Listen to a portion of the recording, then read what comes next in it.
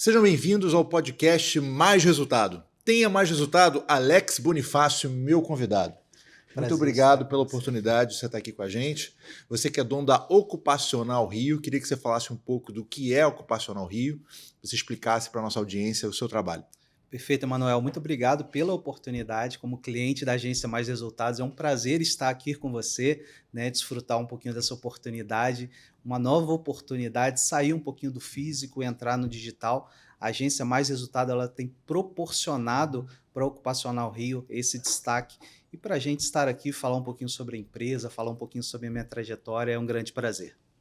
Muito bom. Quem é o Alex Bonifácio? Qual é a tua história profissional? Alex Bonifácio, um jovem de 40 anos, que já tem uma trajetória bem consolidada, que começou na área de recursos humanos, né, na cidade pequena, Barra do Piraí.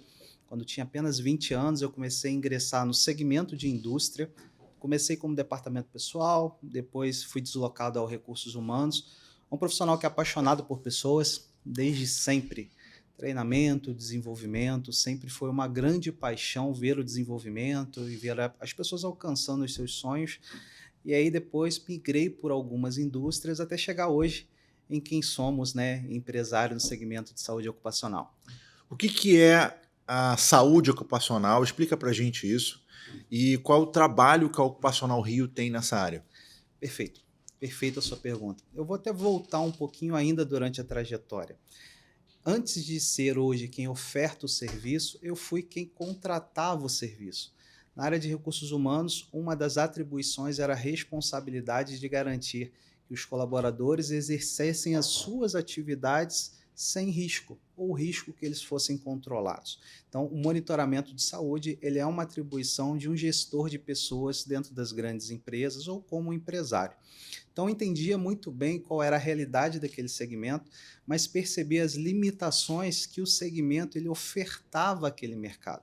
Então, quando eu optei em idealizar uma empresa dentro de saúde e segurança do trabalho, foi exatamente com uma visão de quem contratava, percebendo as limitações e criando soluções que atendessem essas necessidades.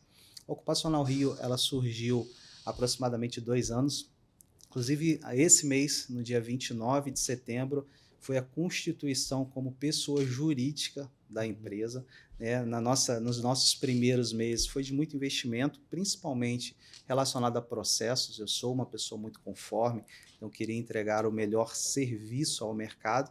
E a gente dá início a essa trajetória em setembro de 2021, que foi um grande sonho, que é o sonho de empreender. Você é um dos loucos, né, que empreendem depois de um período tão difícil.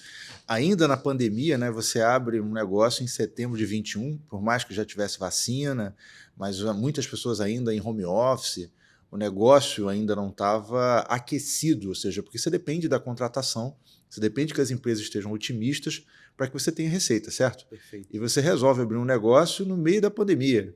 Que loucura é essa? Fala pra gente. Exatamente. Enquanto ainda profissional de recursos humanos, quando eu tomei a decisão de migrar de área, e já são 10 anos atuando dentro de saúde e segurança do trabalho, então bastante know-how, já convivi com muitos segmentos, vários desafios de empresários em garantir saúde e segurança do trabalho nessa jornada, e a pandemia talvez foi um dos maiores desafios enfrentados para quem propõe soluções no nosso segmento. Tudo parou, né, as atividades elas foram interrompidas, ingressou o home office como nunca foi visto e ele se mantém até hoje. Você gerenciar riscos no ambiente em que você não tem o colaborador presente também é um desafio. E ao longo de toda a pandemia nós trabalhamos muito com monitoramento de saúde para que as empresas de fato elas pudessem restabelecer as suas atividades com segurança, com pessoas saudáveis e, de fato, os empresários, naquele momento muito crítico, eles pudessem voltar a vender, a faturar, a colocar os seus produtos e serviços no mercado e contando com seus profissionais. A economia, ela precisava voltar. Saúde e segurança do trabalho é sempre fundamental para a manutenção de saúde dos trabalhadores e, naturalmente, fazer com que os negócios eles produzam, eles de fato cresçam e evoluam. Muita gente acha que saúde ocupacional é só o cara fazer o exame de entrada na empresa e aí fazer o exame de saída, né? Quando ele é demitido, ele vai lá e faz o exame, busca uma clínica próxima ou a clínica indicada pela empresa e faz lá o demissional, que é o famoso demissional. Ou quando a pessoa, de fato, tem um acidente ou ela precisa se ausentar por uma questão de saúde, ela vai lá e faz o exame para dizer que vai sair, né? E tem essa questão burocrática.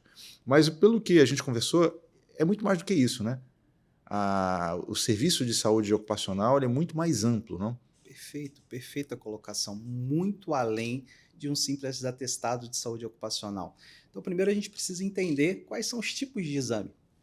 Então, nós temos o exame de admissão, que é aquele exame ainda no processo de seleção que identifica se o colaborador ele tem condições de ingressar na sua atividade ou não. Uhum. Você tem o exame periódico, que é aquele que acontece normalmente anualmente para garantir um monitoramento de saúde. Você tem, como bem disse, o exame demissional, que é o exame que quando acontece o desligamento do colaborador. Você tem o exame de mudança de risco, quando esse colaborador ele é exposto a uma nova atividade ou um novo risco dentro da própria empresa. E tem também o exame de retorno ao trabalho, quando esse colaborador ele desfruta de um gozo de benefício por um afastamento através do INSS, ele retorna às suas atividades.